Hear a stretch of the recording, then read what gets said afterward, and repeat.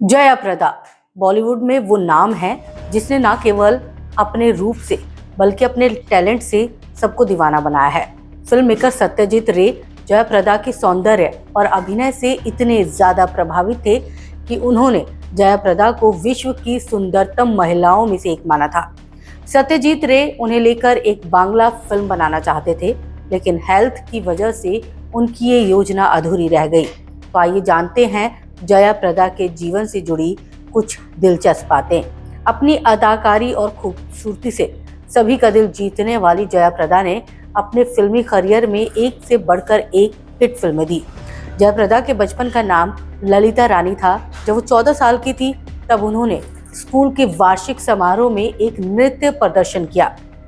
दर्शकों में से एक फिल्म निर्देशक भी शामिल थे और उन्होंने जया प्रदा से तेलुगु फिल्म भूमि कोसम में 3 मिनट के नृत्य प्रदर्शन की पेशकश की। जया प्रदा हिचकिचाईं, लेकिन उनके परिवार ने उन्हें प्रस्ताव स्वीकार करने के लिए प्रोत्साहित किया। उन्हें फिल्म में अपने काम के लिए केवल 10 रुपए दिए गए थे। साल 2002 में उन्होंने फिल्म आधार में एक अतिथि भूमिका के जरिए मराठी फिल्म उद्योग में भी कदम रखा। अब तक जया प्रदा 7 भाषाओं में काम कर चुकी हैं और अपने 30 वर्षीय फिल्मी करियर के दौरान 300 फिल्मों में काम किया है। फिल्मों में नाम कमाने के बाद जया प्रदा ने पॉलिटिक्स में अपनी किस्मत आजमाई और वो सफल भी हुई। हालांकि ये बात और है कि जया प्रदा अपनी प्रोफेशनल लाइफ से ज्यादा पर्सनल लाइफ को लेकर चर्चाओं में रही। जया प्रदा ने 70 से 80 के दशक में खूब हिट फिल्में दी और सभी बड़े सितारों के साथ काम किया। जया प्रदा ने 12 साल की उम्र से ही काम करना शुरू कर दिया था।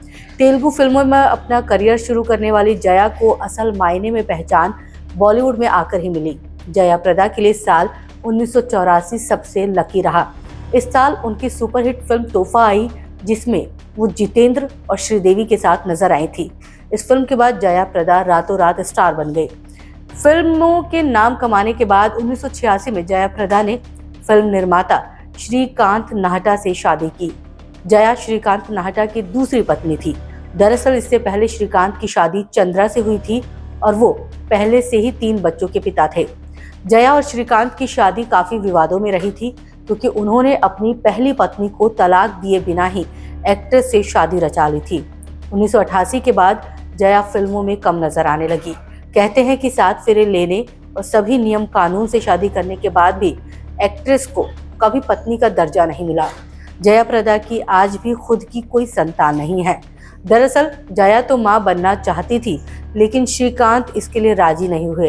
हालांकि जया ने अपने छोटे बहन के बेटे को गोद लिया है। जया प्रदा चेन्नई में एक थिएटर की मालकिन भी है। फिल्मों के अलावा जया प्रदा पॉलिटिक्स में भी काफी पॉपुलर रही हैं। जया प्रदा को 1994 में उनके पूर्व साथी अभिनेता NT रामराव ने तेलुगु देशम पार्टी में प्रवर्तित किया। बाद में उन्होंने रामराव से नाता तोड़ लिया और पार्टी के चंद्रबाबू नायडू वाले गुट में शामिल हो गई। सन 1996 में उन्हें आंध्र प्रदेश का प्रतिनिधित्व करने के लिए राज्यसभा में मनोनीत किया गया। आगे चलकर वो समाजवादी पार्टी से सांसद भी बनी। हालांकि कुछ विवाद भी उनके साथ जुड़े रहे हैं। 80 के दशक में श्रीदेवी और जया प्रदा के बीच जबरदस्त कंपटीशन रहा। हालात ये थे कि दोनों एक दूसरे से बातचीत तक करना पसंद नहीं करते थे। कहा जाता है कि 1984 में फिल्म मकसद की शूटिंग के दौरान राजेश खन्ना और जितेंद्र ने इन दोनों को मेकअप रूम में इसलिए बंद कर दिया था ताकि दोनों की फिर से दोस्ती कराई जा सकी, लेकिन ऐसा नहीं हो सका। 2 घंटे के बाद जब मेकअप रूम का दरवाजा खोला गया तो भी दोनों चुपचाप अलग अलग बैठी नजर आई। 25 साल बाद जया प्रदा के बेटे की शादी की रिसेप्शन के मौके पर जब श्रीदेवी और जया प्रदा का आमना सामना हुआ तो दोनों सब भूलकर एक दूसरे के गले लग गई। तो कैसी लगी आपको हमारी ये पेशकश? कमेंट करके ज़रूर बताइएगा। और आप ये भी बता सकते हैं कि आपको किस शख्स के बारे में जानना है जो बॉलीवुड से या फिल्म के किसी भी प्रारूप से जुड़ा हुआ हो। हम आपके सामने वही पेशकश लेकर आएंगे और आपको बताएंगे कि उनकी ज़िंदगी के दिलचस्प किस्से क्या हैं।